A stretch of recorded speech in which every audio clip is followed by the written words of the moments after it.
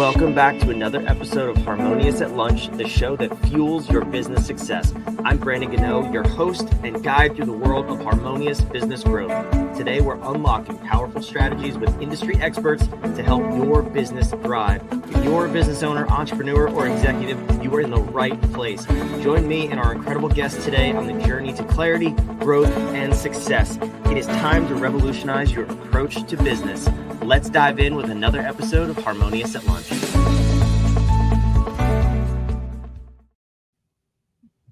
Welcome back into some more bite-sized business advice. And today's episode might be a first for this podcast. We are talking real-world events and how it may or may not impact your business. We're talking DOGE. They are stealing the news, the limelight these days. Dogecoin took over, I think, in 2020 or 2021. But if you haven't heard what's going on with Doge and the U.S. government, well, you're in for a real treat today. I have a guest, a repeat guest. You heard Kevin about 2 weeks ago at this point on this podcast, talking about interacting with the government contracting. That's what his business specializes in. But today we're talking Doge. So Kevin, welcome back to the show. Thank I'm you. excited to dive in with you. This is a fun topic. Well, I don't know, fun relative to it's happening right now, and it's interesting to talk through what does it really mean and how much is it going to impact you. So it's worth digging into. Yeah, I mean, it's all over the news. It's all over social media. I try not to interact with those two platforms, but you really can't avoid what's going on with Doge. It's everywhere. People are talking about it. So I'm personally curious. You can see it from both sides, right? It's good, it's bad, it's going to kill you, it's going to save you. The world is ending. All of these things, right? Yes. Why don't we start with just the context? Like what is Doge really, and what is the mission of Doge from your perspective? Well, the tricky part of the answer is what is Doge really is an undefinable concept because this is unique to our history. So what I'll talk through is how I understand it based on helping government contractors navigate this. So the basic principle of what Doge is doing is to make government more efficient. And the short answer to that is make it smaller. Of course, the answer to that question of should government be smaller, we as humans, we as citizens want government to be smaller until we feel it. And so that's the ironic part of number one. And number two is that's kind of the intent here is that we shrink it enough. I'm reading tea leaves here, but we shrink it enough that people start to feel it. We know we went too far and they can stabilize. I think that's the intent of how they're playing this out. But what I spend a lot of time doing is helping people understand how does it affect you and your business? How much of this is I'll use the concept of you want to be a thermostat, not a thermometer. And remember, thermostat sets the temperature and a thermometer reacts to the temperature. In this current environment, with all the stuff going on, all the moving parts, including Doge, it's really easy to be a thermometer and react. And so have an idea of what am I reacting to and does this impact me? So I have three questions that help people kind of framework this. And then I have a concept that'll help map it out more. But I'll start with the first one. Well, before we dive in, I just want to put this out there because I can't speak for you. I personally don't vote. I don't take sides. I could care less about politics. I like to observe. So this episode, this conversation, I'm really just asking the questions, and I'm curious. I'm curious at what's going on. I'm curious how that plays out on a national level. Although we do have a president that he has a business background. You can't ignore that. Logically, from a capitalist business perspective, this makes sense. No, the theory of making something smaller and more efficient, so it's AKA more profitable in business terms, is that kind of where this is coming from? So if you zoom out far enough, yes. The problem with that is that business and government they're kind of, what do they call that? They're related, but not, they're similar, but not congruent, right? Yeah. And so the things that you do in like, for example, government doesn't make profit. Now, government should have a balanced budget. That's a different conversation. That's been a problem for over 100 years. So that's not something we're going to fix in 5 minutes. But I like how you brought this up, this context of I'm not making this from a political perspective. Our contractors, the clients that we support, and frankly, the government employees that we support, I've been in this business across 5 presidents and lots of different ways that this swings. At the end of the day, my business exists to help people understand government contracting better, to do government contracting well from both sides. And so whether there's a Republican, a Democrat, whatever the situation is, at the end of the day, I believe that if our government contracting system, because we've decided we're going to have contractors do the work. Our missions are met. I mean, everything from turning on the lights to run the websites to all kinds of things, building buildings, it's done by industry, it's done by contractors. I believe we do that well, our country is stronger. So that's how I get brought into these conversations of DOGE, is that I'm dealing with the world of government contracting every day. And so the question of how does DOGE impact government contractors and impact our ability to function as a government contracting entity, that's a moving target. And that's what stresses people out. That's the word of the year is uncertainty. And because that's all over the map. That's not just in DOGE. I mean, that's in the economy, et cetera. And this is a transition we're going through. And to put folks, to zoom out a little bit and kind of give you some context, we've been through a civil war. We've been through 9/11. I've been a contracting officer through 9/11, through the Great Recession, through sequestration, which was a big balancing of the budget exercise. There have been these seismic shocks to how government contracting works. This is another one. Each one of them felt unique at the time, and we come out the other end of them. And in the moment, it's what they call it, the miserable middle. Whenever you're going through a cycle, that's where we are right now. And so my attempt to help people understand in the big picture, again, be a thermostat, not a thermometer. How is this impacting you? And if it's not, or you can't see a way in which it's going to, don't waste your valuable business resource of time. That's the one you can't make more of. So protect that like a hawk. And it's very easy to get down rabbit trails of, well, woulda, shoulda, coulda, this might change, that might change. You don't know. So yeah, I could rabbit trail that all day long. Yeah, well, I derailed you. That's my fault. I wanted to put that out there so people didn't think this was a political episode. But I appreciate that. These three questions. Yeah, I think they're fantastic.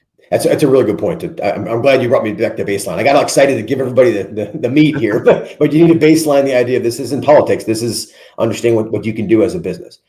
So the first question is that a big number? Is when someone says we're taking 150 billion, a trillion, 32 billion is the latest number I've heard that is trackable that DOGE is taking out of the economy. Okay, first of all, the U.S. government's a $17 trillion. Actually, the U.S. economy is a $17 trillion. It's a monster, right? Of that, the government, if you take all of the pieces of it, it's maybe 1.5 trillion. So it's small numbers, right? If we shrink that by 32 billion, it's not likely to impact you. So it makes great news, and you're right, it's dominating the news. You hear about it every night. And when I look out at the number of things our clients do, yes, they were impacted more by the executive orders than by DOGE in particular. And yet we had employees of the USAID who subscribe to our content that have had to cancel their subscription. Okay, we felt that. But when you have a couple hundred customers, I mean, it sucks for that one person. But again, I can't change that. So be aware of how much is this going to impact you by asking that question. Is this a big number? And so, for example, when a couple of our subscribers left, that's not a big number. 32 billion out of, for example, the Department of Defense budget is over 800 billion. So to take 32 billion out of the entire U.S., we'll just call it the budget entirely, that's what's that, less than 5%. It's not a seismic shift. It feels like it because it's in the news, right? It makes a lot of news, but zoom out and go, how's this impacting me? So that's the first question. Is this a big number? Because if you don't know, you get distracted. Because I am curious about this, and I want to see what's true, what's false, what's hyperbole and inflated. So I pulled up the U.S. National Debt Clock. They've added a section for the DOGE clock, the savings. It reads, and I want to hear your feedback on this, 370-ish billion, and the savings per taxpayer of over $3,200 at the moment of the recording of this episode. So why don't you explain to me, to me, I don't have that much money. That's actually a big number. I don't know if it's a big number. So help me answer that question for myself when I read this. A, is it a big number? And B, is it true? So I want to tiptoe around this without picking any fights. I would say as a standalone number, it's not that it's untrue, it's misleading. So for example, if I cancel a contract, and I'm going to put on government hat for you, most service contracts with the US government are 5-year contracts. It's a base year plus 4 one-year options. Let's say I award a $100 million contract and I have a base year of 20 million, and then I have 4 more years at $20 million each. If I cancel that contract in year 1, and I only spent $10 million of it, I could argue that I saved quote unquote, $90 million. Mm. You didn't spend it. So and frankly, this happens a lot where the money is going to be reallocated. So part of this is, I mean, I would, you could track the numbers and say, oh, this contract we were going to spend this, therefore we saved it in the future. That's not the same. Like you and I don't budget that way. I mean, if we don't buy a car in the future, we save money by not buying a car. Well, no, you save money by like reducing your bills. It's just not the same thing. No, my So wife that's does that when she goes to the store and she's like, it was on sale. I saved $50, but you spent 4,000. That's right. not the same. No, I'm kidding. My wife doesn't actually do that, but I know I've heard some women, some wives do that. So they will remain unnamed for this episode. There you go. That's a rabbit trail. Well, and so the again, it's not meant. I don't know. I don't want to say it's meant to be misleading, but it's contextual. Which this is a great segue. My next question is, what does that mean? Mm-hmm. So when someone says we cut this budget by 5%, what does that mean? Does that mean you cut the people? You cut the what we call out year spending? There's a lot of most contracts, I would argue, have an out year spending to them, and by removing those out year spending, that tells you that that opportunity is not going to be there if you sell to that government agency because they're no longer doing it. But that's not really savings.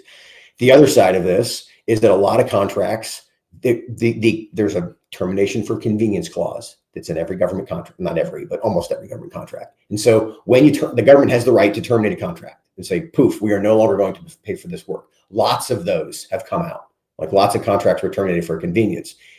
Now, the way that clause reads most of the time is you're entitled to termination costs.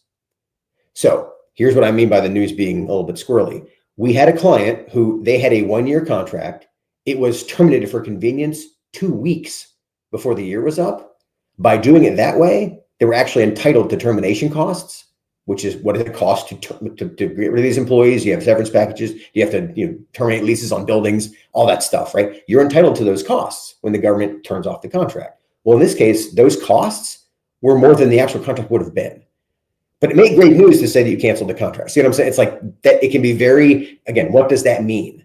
That question of, hey, we terminated 50 contracts.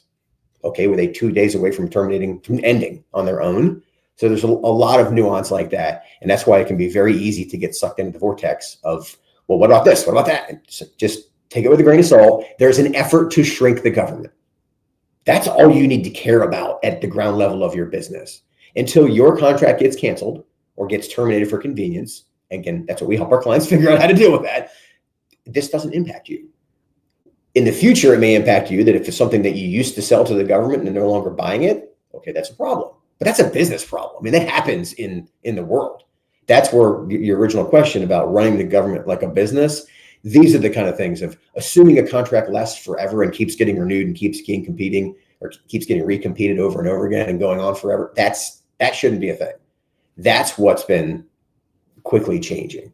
And so that's the part that I think makes the government run more like a business, where you look at the qualifications of what you're doing and say, do we need to keep doing this? Businesses do that every day. The government sometimes doesn't do that as much. Why? Because a Congress member has people in their district who work on this contract and they like their job. See what I'm saying? Like this is more complicated than just there is no. I joke a lot that you're squeezing a balloon. If you push on one part of the economy in the federal part of the economy, you're going to impact other parts of it. And I don't want to say you have to be okay with it, but you at least have to have an understanding of what it's going to mean.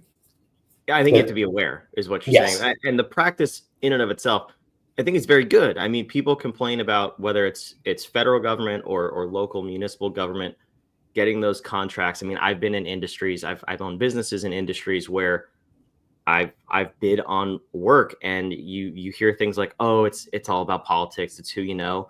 I mean, sometimes that is true, and that's a different episode. As a matter of fact, we probably covered that a little bit on our last episode together. But that this practice of looking at things from a business perspective, what is best for the taxpayer who's funding the government, and what's best for all parties involved. We don't want relationships to go on forever, like you said, just because we have them. Like let's actually bid on the work that's going to have the best result for the end user. I think that's a beautiful thing in and of itself. Hopefully that's what comes out of this. And I think that might be a little bit of the goal, to run that more like a business rather than just these forever contracts. Yeah, and there's a couple pieces to this. One, the way this is being executed is very much like with a hammer, as opposed to with any kind of finesse. That's creating its own problems. So, and again, that shouldn't be news to anybody. That's one of the biggest problems with this. I mean, lots of it back in the 90s, the government shrunk. Again, different party. The government shrunk by over 500,000 employees. Took them 7 years to do it, but it smoothly happened. And we've since grown back from that. Well, they're trying to do that 7 years of work in like a weekend. And that's why this feels really jarring, right? But to touch on a point you made a minute ago is that there's a perception that government contracts are all about relationship. There's a reality that sometimes they're all process, sometimes they're all relationship. Most of the time, like, I don't know, 90% of the time, they're somewhere in between. Because even if there's a process to award a contract to you, there's still, can you do the work? Do we trust you? There's still a human, like, again, what my role was, signing a contract. As a contracting officer, you sign a contract. That's a human signing a contract saying, I'm putting my name on here. I'm hiring this company to do the work. That may only be 1% of the decision, but it's still, there is a relationship piece of it.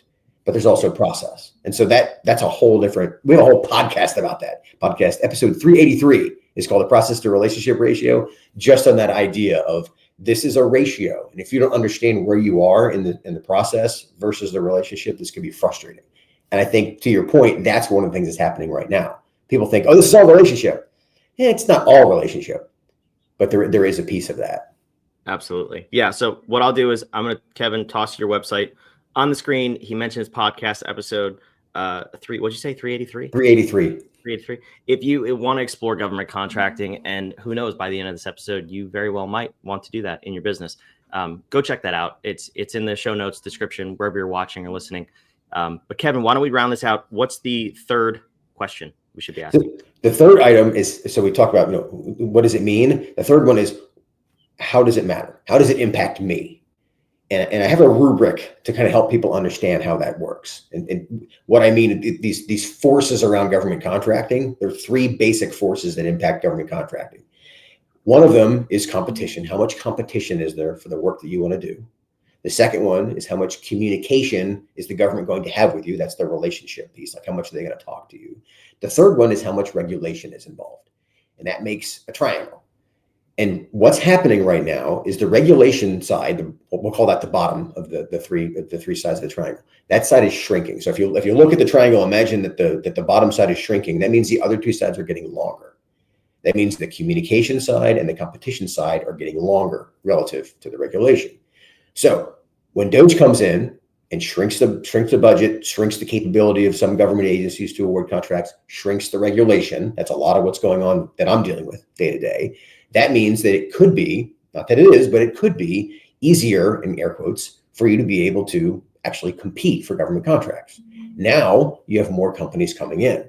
That means the competition is going to increase.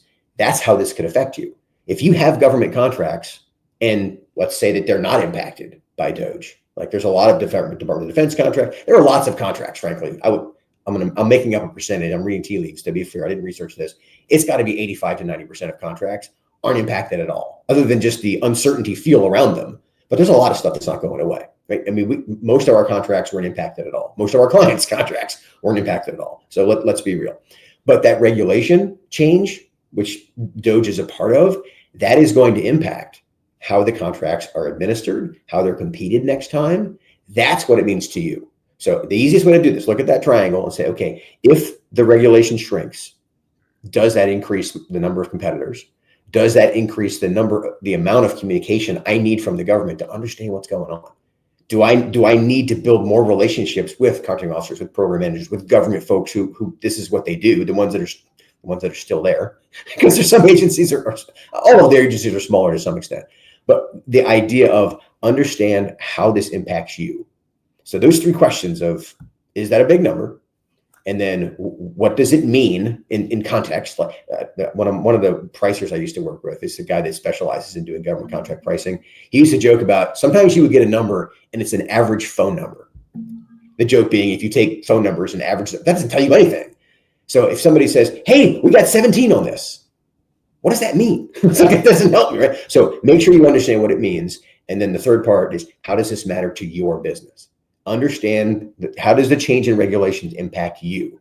And frankly, if you don't sell to the government, the tariffs are going to impact you more than DOGE. And the tariff, that's which again, I'm not an expert on that, but we have a whole podcast about that too. There's a clause in federal contracts on how you deal with tariffs. So this isn't a new concept, but these are the kind of things that you got to think about what's going to happen or what could happen and how does it impact me?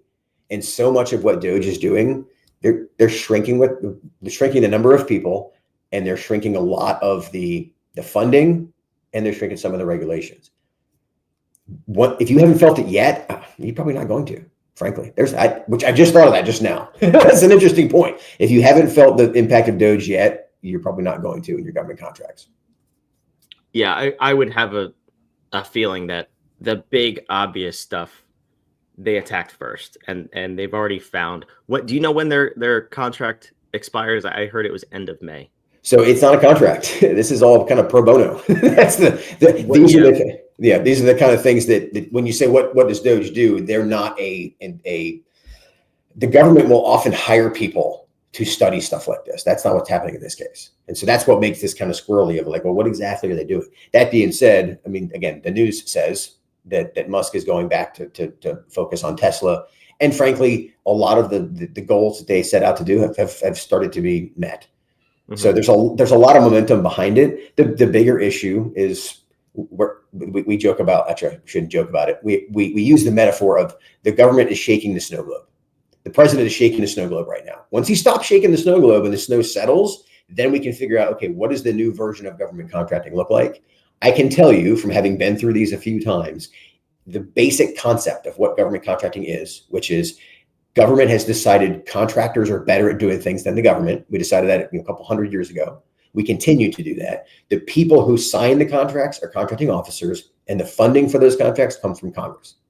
That stuff's come out. That's come out of the Constitution. Right now, they're shaking the snow globe on that a little bit, but functionally speaking, at the end of the day, Congress will give funding to contracting officers who will work with customers, the government users, to award contracts to contractors. That's what it's still going to look like that when we're done. We're in the miserable middle, so we have to work our way through it. Yeah, I like it, and it's honestly when you talk about it that way, that really is crisis management 101. What is true? I thought of it that way. Yeah. What will remain? What will change? And where do I play in those gaps? And if you can just distill it down to those things, yeah, we're talking about government contracting here, but who knows? Maybe you have a client who's impacted by DOGE in some way, and now you can't serve them or they can't work with you. Who knows? What is still true? What will not change? And what are the fundamentals of what's in place?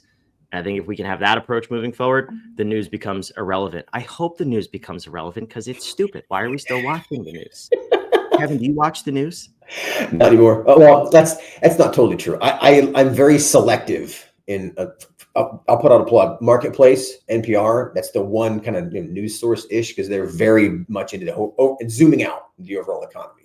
But like the regular mainstream news, there's not enough context to be able to do anything with it. So again, your time is your most valuable resource. So be careful where you spend it. And if you're spending it in front of the TV, getting half context, if you can't answer that question of is that a big number, it's not even worth putting in your head. Yeah, no, I love it, Kevin. I appreciate you coming back. This was an awesome episode. We got your website on the screen in the show notes down below. If you do anything with government contracting, or if you maybe want to, go check that out, skywayacq.com. And Kevin, I wish you the best of luck. Hopefully we'll have you back soon for maybe a more fun episode about all the things the government's doing right. That would be fun. I think it'd be really interesting to talk about all the things the government does, all the contracts that are awarded that we don't notice, all the things that are done. And the reason I gung-ho about this, there are millions of small businesses that if they knew what the government did and it's exactly what they do, they would be interested in the contracts that are out there. But that's a whole different rabbit trail. And there's lots of free resources to help them. Yeah, that's why your website is in the show notes. So go check that stuff out. Get curious. Think outside the box. There are millions of different ways to grow your business. This just might be the one for you. So, Kevin, thanks for being here. And thank you for listening. Make sure you subscribe. We'll see you on tomorrow's episode of Harmonious at Lunch. Thanks for listening to another episode of the Harmonious at Lunch podcast. Make sure you subscribe on whatever platform you're on, and we want to invite you to join us in the Small Business Success Facebook group, our private group where guests and listeners come together to grow your business. We want impact-driven entrepreneurs who are ready to go to the next level in this group so we can all share ideas, collaborate, and grow our businesses together. Go to whatif.com/group, and we want to invite you to join today. See you on the next episode of Harmonious at Lunch.